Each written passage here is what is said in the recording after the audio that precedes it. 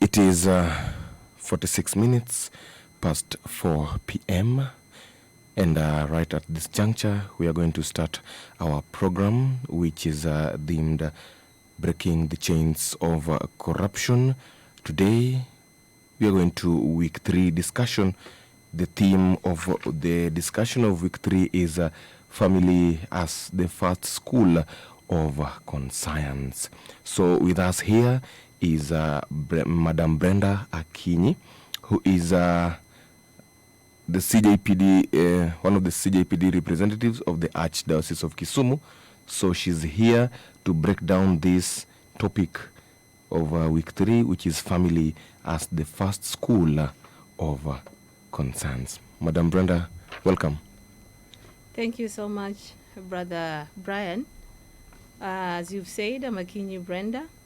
First of all, you allow me this opportunity to pass peace greetings to our dear listeners. So today, this is our third week of our initiative, that Breaking the Chains of Corruption. We are going to talk about family as the first school of conscience. It's either conscience or conscience, I don't know. Yes, so we want to look at how our families promote matters corruption, as well as how our families can be used to promote moral formation in our children, such that as they grow up, they grow upright, morally upright. Yes, so as you've said, the lead coordinator of the project Breaking the Chains Corruption, currently under the Archdiocese of Kisumu, that covers Siaya and Kisumu counties. Yes, thank you, Brian. Back to you. So without much further ado, we'll just dive into today's discussion. Today, we'll be discussing the week 3 topic, as I've said earlier, which is family as the first school of conscience. So, Madam Brenda will give you the chance so that you can take us through the points which we have under this topic of family as the first school of conscience. Thank you so much, Brian. I think the first thing that we'd really want to look at is how the family can be used or is seen as God's classroom. So I remember last week on Monday, we were talking of where does corruption start? Is it in our families? Is it in our institutions of learning, churches, or from the society, or maybe other institutions within our nation? But it came out clearly that corruption starts from our families. Why do I say this? When today we speak of the family, we look at families as the first and most influential God's classroom.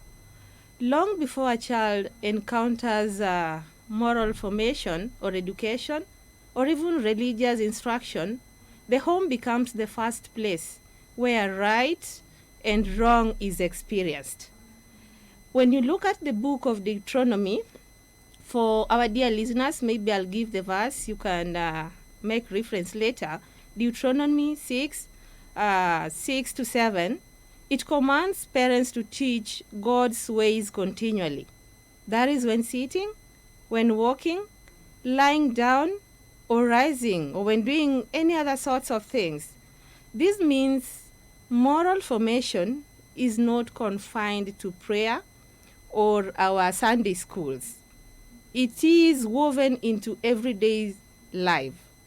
And when families intentionally live faith and values, they cooperate with God in shaping conscience that are alert, sensitive, and grounded in truth. I would also love to talk a little about formation, how it happens through daily living. We are talking of what happens routinely. Conscience is formed less by what parents say and more by what they do. I hope our dear listeners got that right. It is formed less by what parents say, but more by what parents do. In other words, action speaks louder than words. So children, you realize that they closely want to observe how parents probably respond to pressure, conflicts, we have temptations, failures.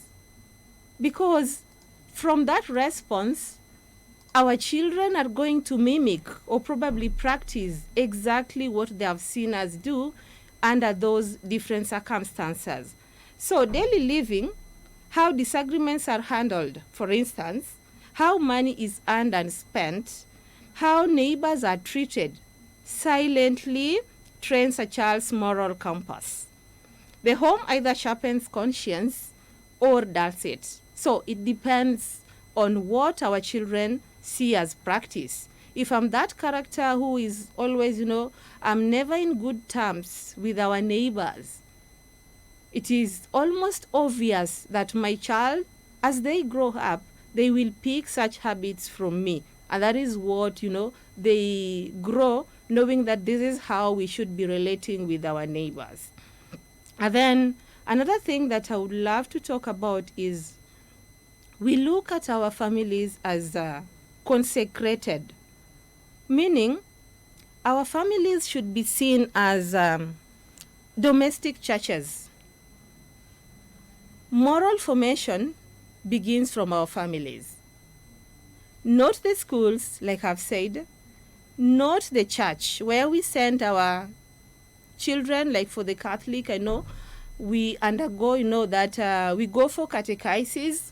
We also have those Sunday schools where our children, learn a lot of moral values and such like things. But if we don't get it right from home, then even if we send our kids to the catechist for that moral formation, we send them to school for education, religious education and such like things, we will never get it right. So it is the responsibility of parents to instill moral values in our children. And the moral values we speak about here include, love. Let us teach these children how to love and care for others, how to be, faithful. We are talking of justice, fairness, matters integrity. It calls upon parents to start, the education right from home before we can send our kids to another person for support. Apart from that, there is also, we say that families, it is their vocation to ensure that our children are brought up, our children grow up morally. There are those values that in the society and even in our churches, in various institutions, they are cross-cutting. Whether you are from, Catholic, you are from different faith communities, be it SDA, whichever faith community. We have morals and ethics that really we need to advance in our society. Because when we start instilling them in our children at tender ages, then I don't think at any particular moment they would entertain matters corruption. There are certain forms of corruptions, whether small or big. We really need to discourage them such that our kids do not see us as people who are promoting, wrong things. And in this particular case, the children may not know that what the parent is in advancing is wrong or bad, because probably at that age they still do not have that conscience, the ability to differentiate right from good. Then another thing, if we promote such small actions, we are making these children engage in destructive actions or habits. That is when you have a child back at home. You as a parent, you failed your responsibility to probably buy this kid, basic stationery for their schooling. So a child asks you, for instance, Mommy, I do not have a pencil. I didn't write because I did not have one. Then you tell your child like, sina, nenda tu shuleni, maybe ukaombe wenzako. Kwa vile huyu mtoto akifika kule, wenzake pia labda hata hawana, the child will be forced to steal from another person. And then this child comes back, ndio unamwona na penseli yenye si yake, hujamnunulia. But then you don't say anything. In simple terms, looks like the child has fulfilled what was really a bother to you. So if you don't discourage such acts of immoral behavior, then you see this kid will grow up knowing that that is the way to survive in classroom. Another time unamtuma dukani, you buy something worth maybe 10 shillings. Then the child goes there, realizes that whatever they have been told to buy is 8 bob.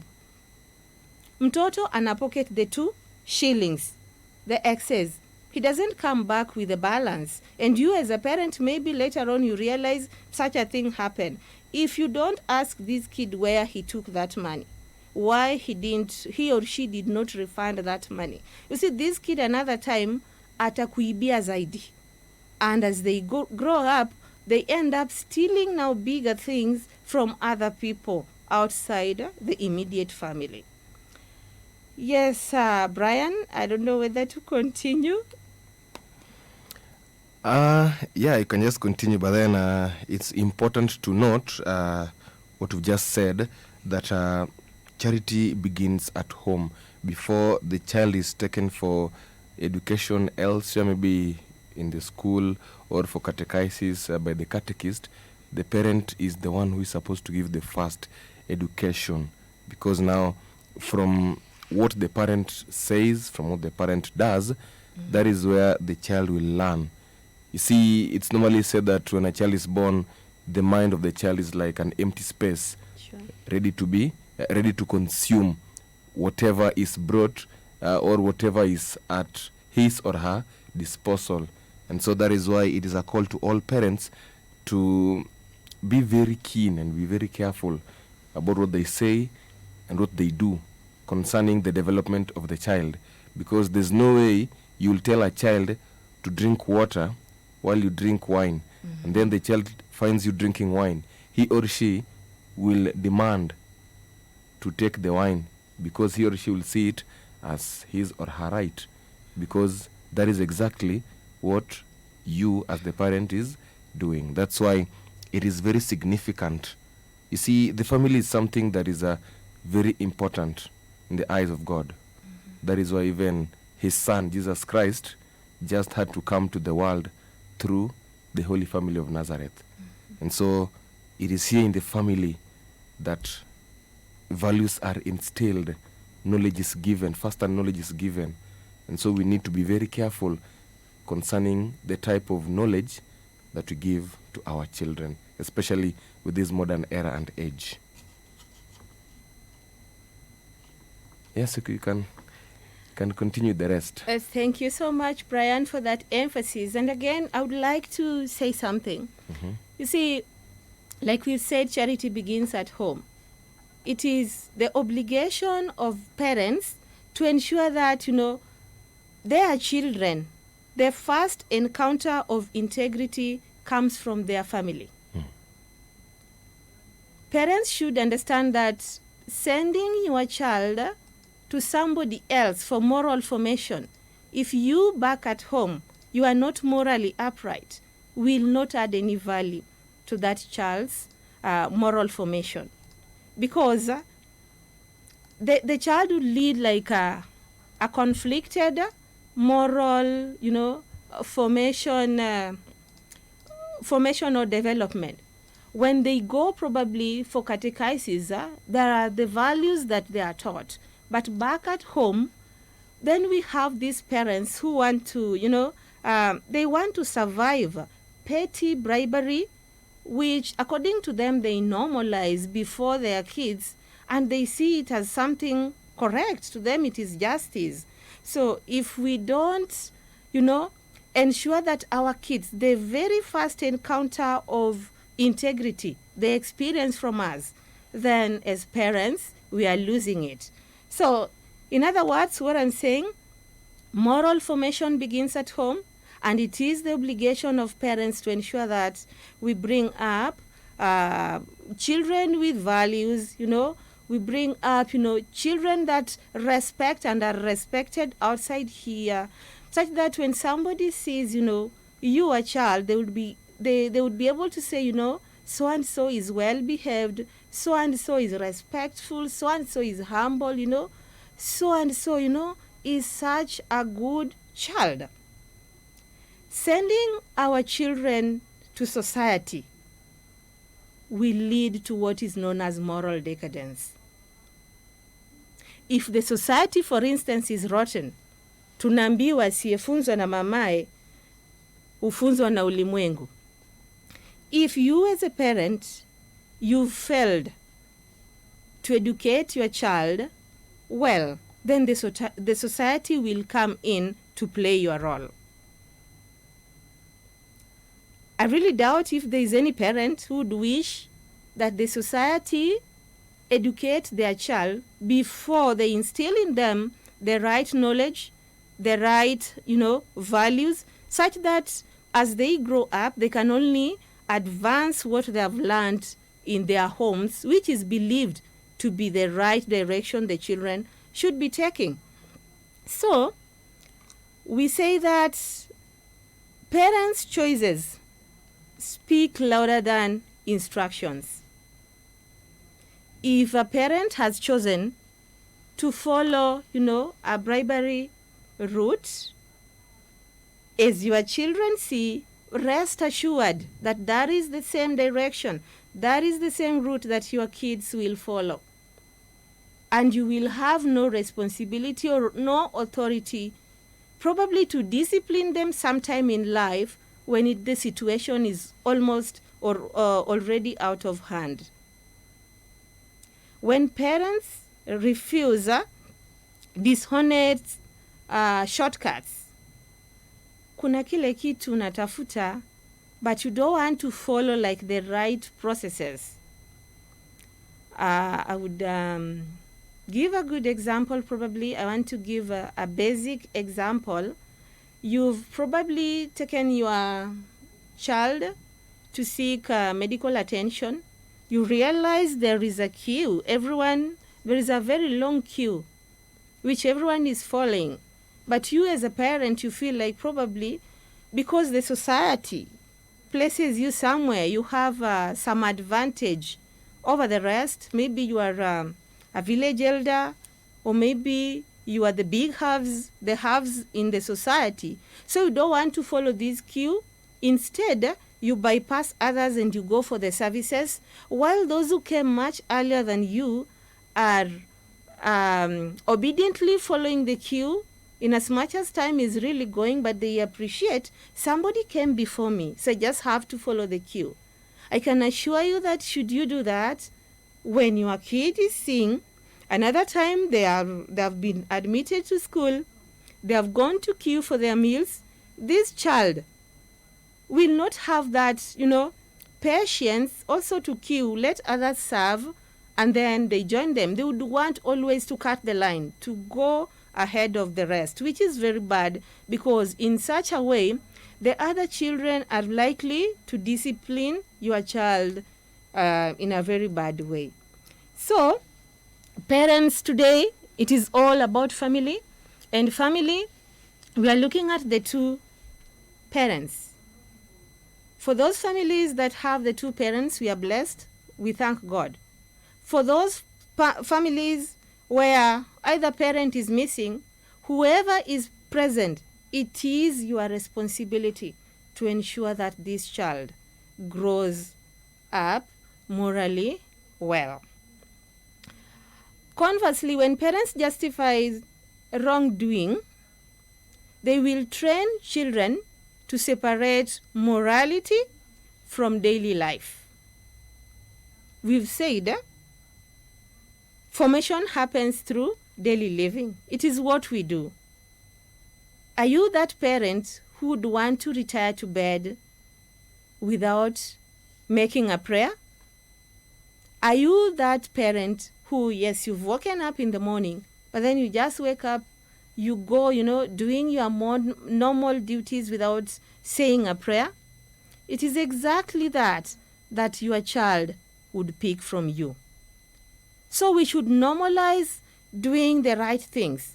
We should normalize preaching values to our kids so that they grow up very well. The children that are respected in the society. The children that can easily, see something that is not theirs, but they don't touch it because they believe it is either somebody else's or it is meant for the public. We bring up children that are not hungry for what is not theirs. And if at all, probably they feel such a thing would help them in one way or another, then they know how to go about it to acquire it in the right way. We are saying that integrity begins at the table. Brother Brian, you'd allow me to use a bit of examples here to make our dear listeners understand this very well. We have different types of families. And I know in most of our families, probably you are having those parents who are working. Again, as a parent, probably I would use myself as an example. There is work for you. There is the parental obligation or parental care that is expected from you. And then probably you are school going at your age, and there are children here that you also need to take care of. It is usually a challenge to strike quality of work life, what we call work-life balance. But as a parent, that should not be the reason or an excuse you stop being responsible in the formation of your children in respect to what values do you want to see in your kids? How do you want to see your kids relate to people outside? Parents many a times have relinquished their duties to their house helps. When you choose to let house help manage your house, I tell you, one day you will be surprised, because this is a stranger, sorry to say that, but for lack of a better term, allow me to use it. You go looking for strangers, but as you continue staying with them, you build that relationship. So this person you never understood, you get probably to understand them better. But there is what is known as character. And today we are talking about character formation. You never know the character of this individual. Character people develop, and the environment we live in really determines who we become or who we are. So you can imagine You've brought in a stranger you are staying with in your house. Most of the time, you are an absentee parent, or maybe due to work, you are unavailable. So you choose to let a house help take like the whole responsibility of parenting your children.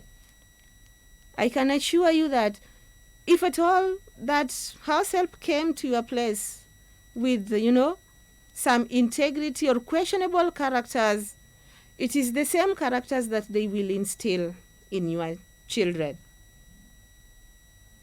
You come to realize probably later, when it is very late, when you get like excuses or you get concerns from your immediate neighbors, you get concerns from the school, you are called, mtoto wako juzi akaibia mwenzake pale shuleni. Mtoto wako ndo huyu alipatikana akiiba maembe yangu, ameingia kwangu akaiba maembe. Mara ameingia pale kwa amepanda mti akaanza kuchuna maembe bila kuomba. Mtoto wako ndo huyu akampiga, Mtoto wako ndo uli ameenda kwa shosho fulani, nyanya fulani pale kijijini akamuibia. So wewe huku unajiona, unaweza kuwa maybe that devoted Christian, kanisani unaenda. You are a CW member, hata ukosi hizo, hiyo mikutano yote ya CWA, mikutano yote ya kanisani upo pale. Lakini unakosa wakati kuwa na watoto wako pamoja.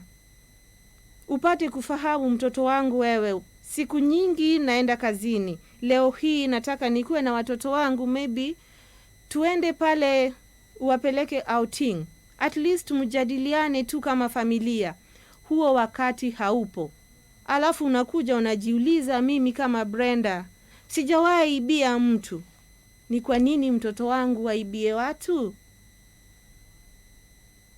Maswali hayo mara nyingi utajipata unajiuliza because you've disconnected yourself from your family. You've allowed an outsider to manage, to run your family. When we talk of integrity beginning at the table, we expect parents. We have, when we are dining together as a family, the dad is there, the mother is there, the children are there, and include that nanny. The moment they start staying with you, they are part of that family. Do not, discriminate upon them. Like some families would say, not a family member, we can't share meals on the same table. That way, your kid is going to pick that behavior, that vice, and it is the same thing they carry along as they grow. After some time, when they are of age, they have their nannies, it is the same thing they would practice or will do to them. So let's normalize having meals together as family. Let's normalize, having those family meetings. At times, just engage your kids. You want to hear from them. Ask them, Mommy, what about the school, the church, Teach them, moral values on the table.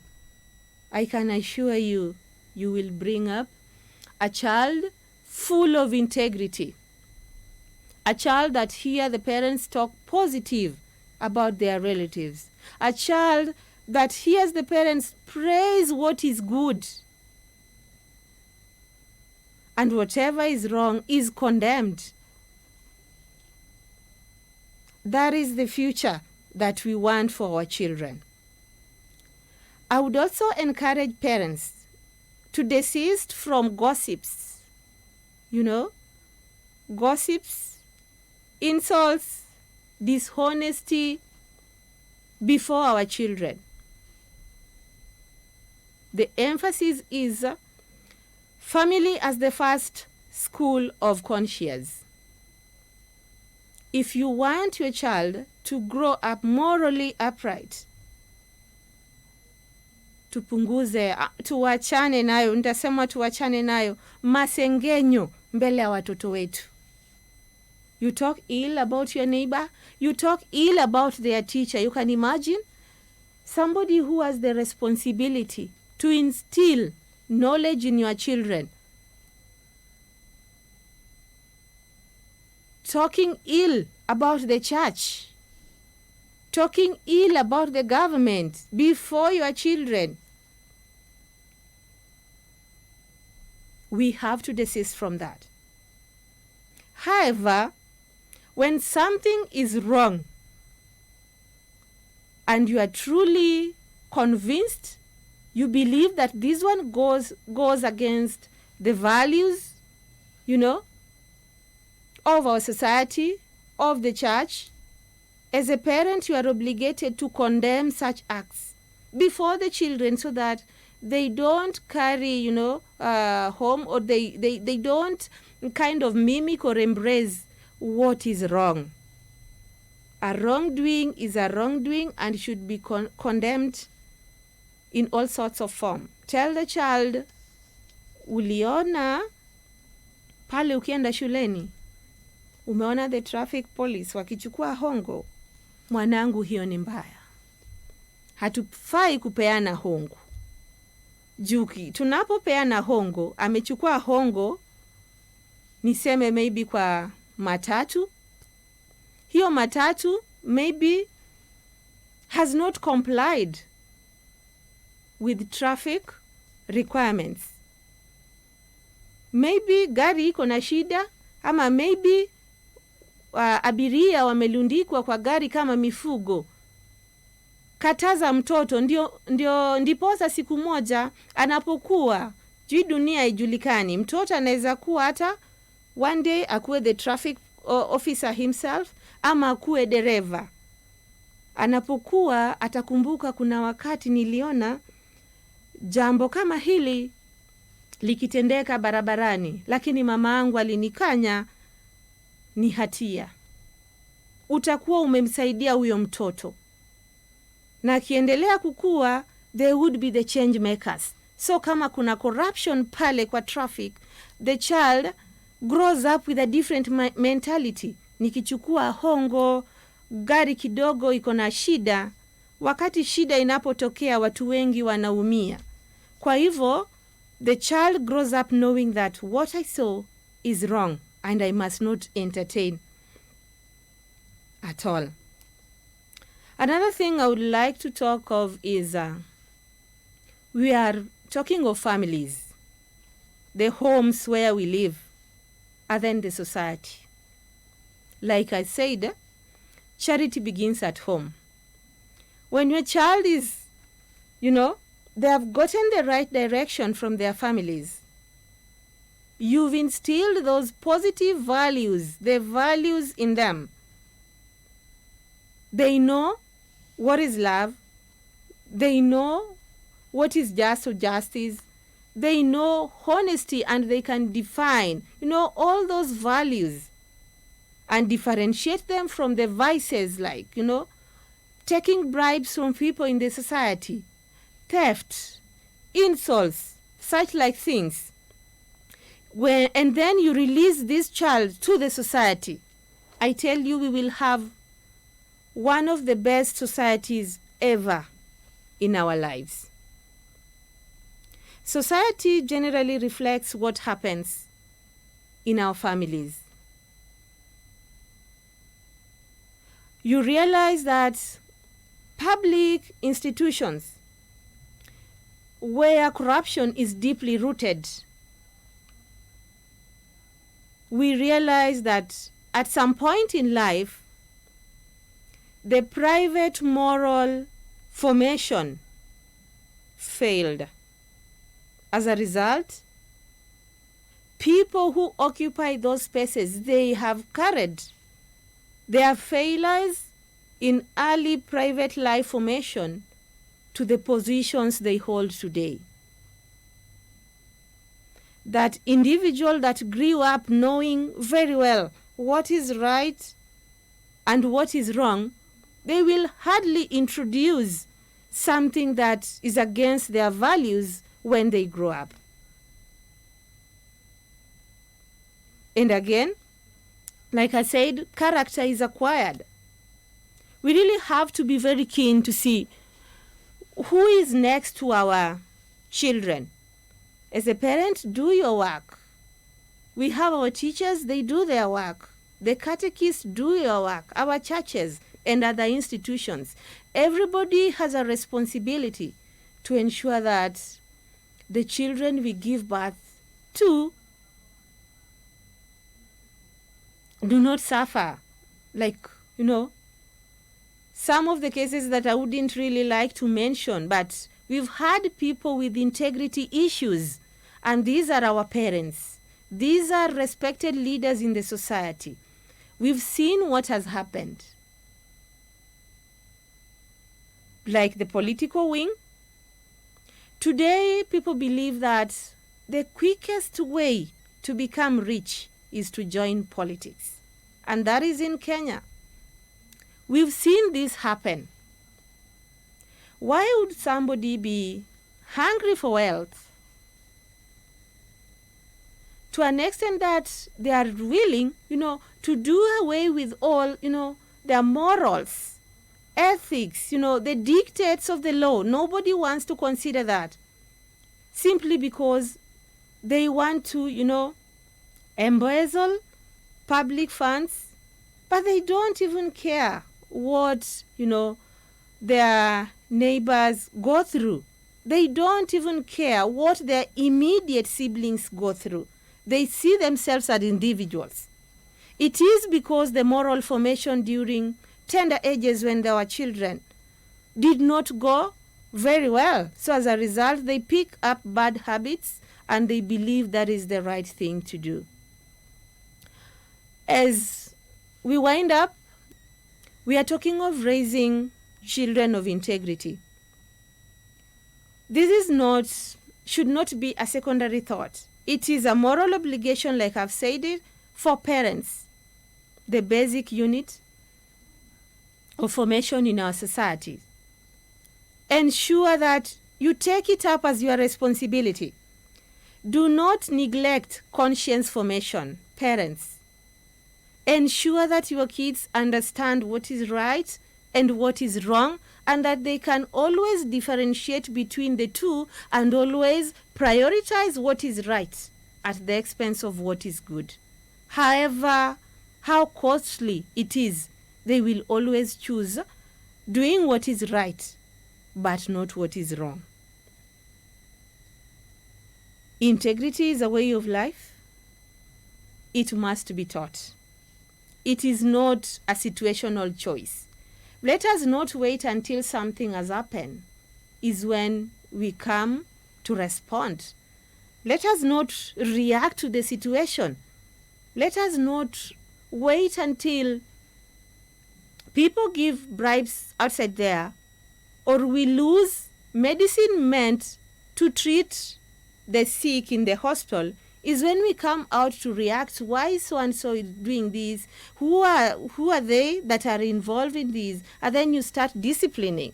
Let that discipline start from home.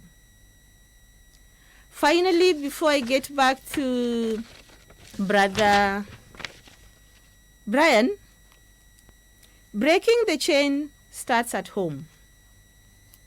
Corruption is inherited through attitudes, justifications, and silence. Dear listeners, if you remember very well, last week we spoke about the chains metaphor, where we were looking at how corruption traps development. Individuals pocketing what is meant for the general public into their own private pockets. We have institutions getting enslaved because, you see, they see corruption as the way to go. Nobody wants to come out to speak about it. Back to the society, because you are the leader there, you've taken our money, and people know truly under your leadership we lost this much. You've pocketed this money. Nobody wants to question because they see it as a normal thing. You steal from us and then you come back giving us handouts. You've stolen billions, you've stolen millions. You come back to the society, especially to the politicians. During campaign periods, they want to give you 50 bob, they want to give you 100 bob, and yet they have taken away millions of money from us that was meant for our own development. That is something that we really have to discourage. But you'd ask yourself, where did this person go wrong? It means formation at family level, when they were young, probably had hitches. That conscience was never instilled in them. And you see, this comes from the Most High God. The ability to differentiate what is good from wrong truly come from the Most High God. Then, it requires courage at family level. If you don't stand firm, if you are not courageous enough to say no, even to what would benefit you temporarily or in the short term, if you don't say no, you survive those cheap, corruption cases, in the long run, you will pay dearly. You may enjoy the benefits for a short time, like you've been given some money, umeenda pale sokoni, we mama umenunua chakula, ukapelekea watoto wako, probably with money that was stolen from a public, kitty. The money was meant to benefit the general public, forgetting that you are one of the publics who are meant to benefit for that money, and it would serve you for a longer period. If you follow the shortcuts, I can assure you, everyone will suffer. So, let us not take the cheap enjoyment of life, what is temporary, for the better good of our society. The home becomes the first place where corruption is named. The home becomes the first place where corruption is rejected and replaced with justice. We speak justice, justice, justice. Let us do the right thing. Let us preach peace. Let us preach love. Let us care for the vulnerable people in our society. A society that desires change must begin by reforming its families. Thank you, Brother Brian. Back to you. Thank you very much, Madam Brenda, for that insightful presentation concerning family as the first school of conscience, where you've focused on the family as the place where values are instilled to children at a very tender age. You see, there's this thing that happened when I was in primary school. I could see, back in the days during 844, we were being given homework. Now I hear it is called home fun. Mm-hmm. So during our time, we were being given homework. And then you could see we have various people in school. There are those people who maybe back at home they don't have maybe light, so it will be difficult for them to do the homework at home. So they remain in school and first of all finish the homework, then they can go back home. There are those who will do it at home. And then now, when we come back in the morning, you find there's someone, a boy or a girl comes and asks you, have you done the homework? Yes. Nisaidie kitabu yako ni copy. Ati no, the teacher ati hapana, break time ndakubaya mandazi ya 30. Mandazi ya 30. Primary school. You won't leave such an offer to go just for copying. And that is how these things start culminating slowly by slowly. Now this young boy or girl will not do his or her homework because he will copy or she will copy from someone and then pay them off. It will go on like that. And just as you said, it is like a seed. Then now the seed will sprout, will germinate, will grow into a big tree. Mm-hmm. And now it is very difficult to bring down a whole tree, but it is easy to uproot a seedling that is germinating.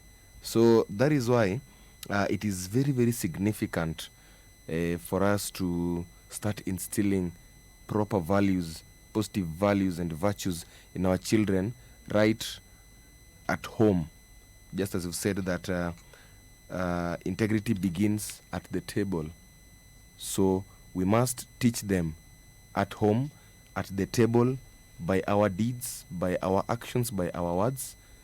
And then when they see what we do, they hear what we say, they can take that and maybe take it out to the society. You see, when you're doing something in a particular way, and then the child goes out and sees someone doing the same thing in a different way, the child will be very vocal and say, hapana, dadi wanafanya hivi, mama nafanyanga hivi. You see, sorry to say this, there are these teachers who have a strong vernacular influence on them, that even when they're speaking English or Swahili, you'll think that they're speaking in the vernacular. Yeah, for example, instead of saying 60, they'll say 60, something of the sort.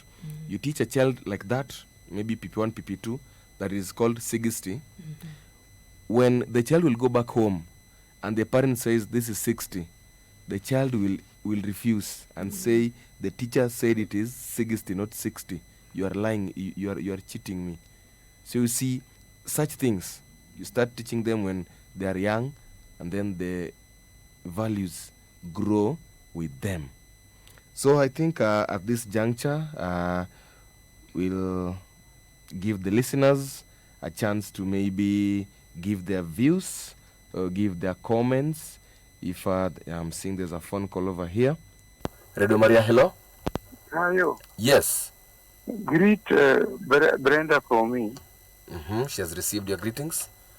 I really agree with her because as parents, parents are supposed to behave well. For example, if maybe a father is a drunkard, you cannot tell your child not to drink.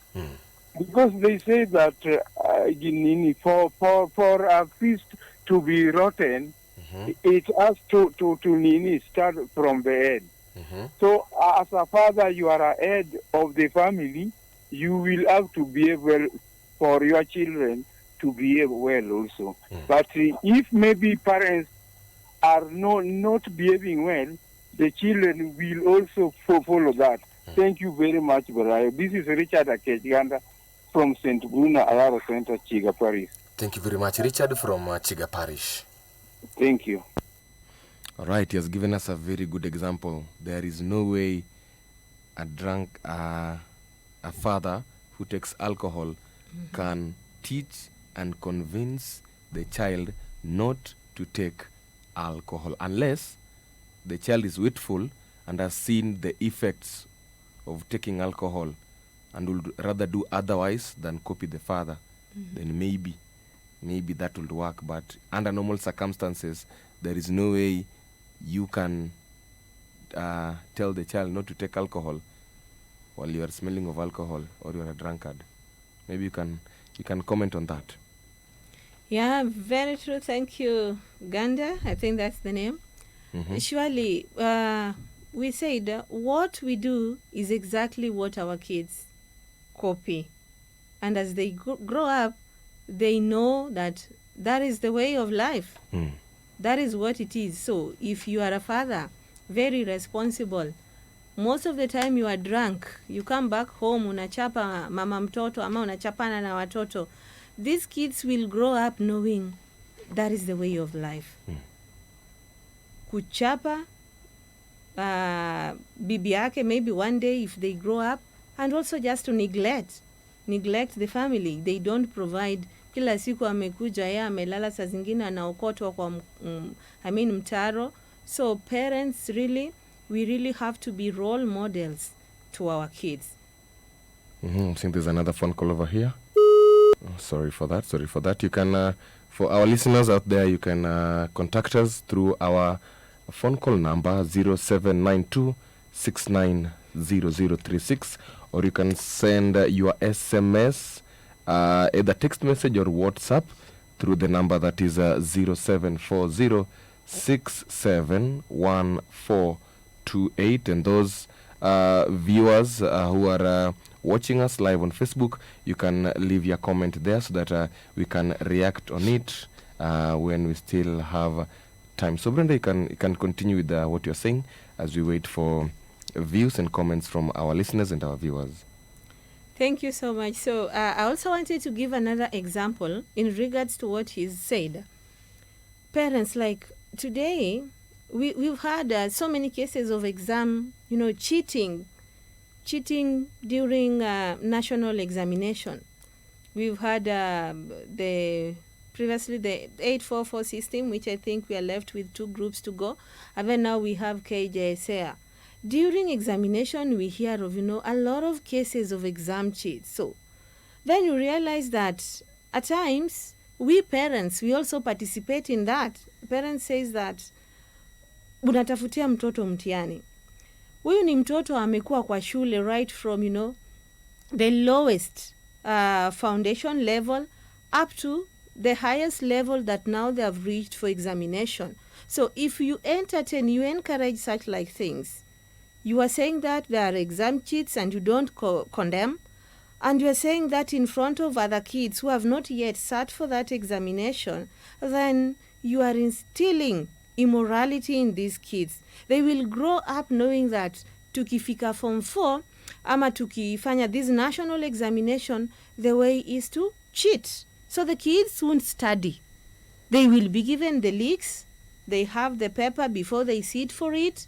They pass exams. Now, when they go for training, the professional training, you realize that these kids, they cannot match, for instance, the qualification for that professional course. Why?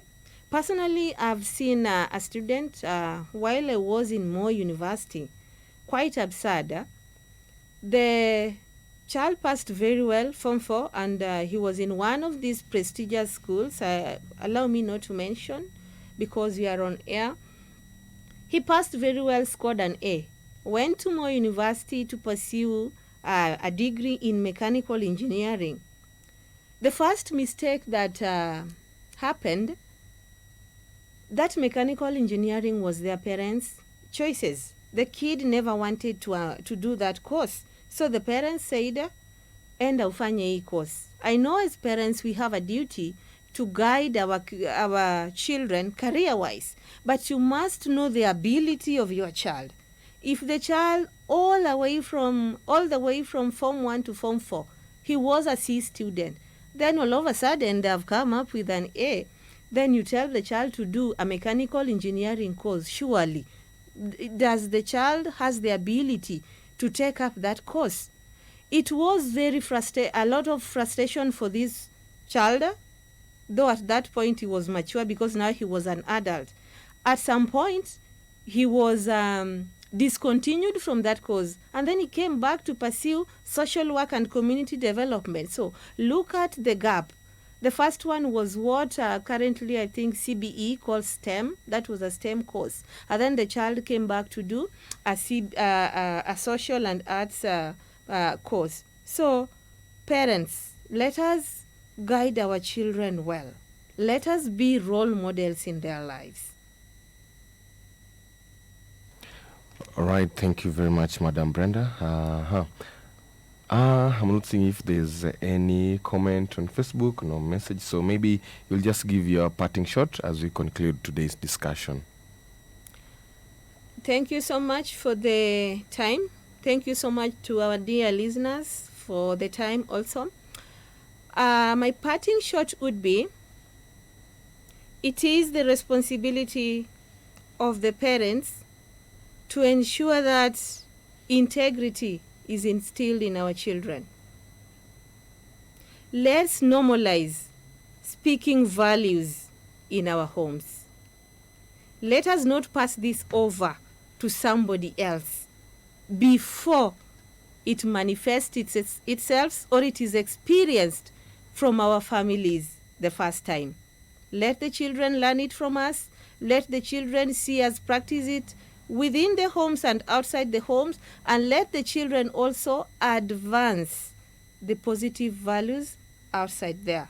Together, we will make a society full of integrity. Thank you. Thank you very much, Madam Brenda. We appreciate you for finding time to come to Radio Maria Kenya Kisumu so that you can share your insights concerning family as the first school of conscience. We hope to see you again next week as we go to week 4. So may you have a blessed evening, and may God's blessings be with you through all your endeavors. Yeah, as we continue to enlighten the public on this fight against corruption. Thank you. All right, so our dear listeners, that was Madam Brenda there from CJPD taking us through week 3 discussion, which was deemed family as the first school of conscience.